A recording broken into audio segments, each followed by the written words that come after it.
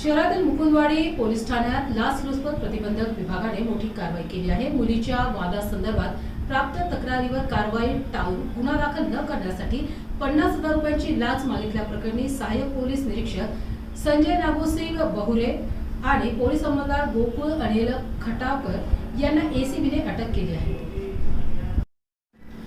शहरातील मुकुंदवाडी पोलीस ठाण्यात लाचलुचपत प्रतिबंधक विभागाने मोठी कारवाई केली आहे। मुलीच्या वादासंदर्भात प्राप्त तक्रारीवर कारवाई टाळून गुन्हा दाखल न करण्यासाठी 50,000 रुपयांची लाच मागितल्याप्रकरणी सहाय्यक पोलीस निरीक्षक संजय नागोसिंग बहुरे आणि पोलीस अंमलदार गोकुळ अनिल खटावकर यांना एसीबीने अटक केली आहे।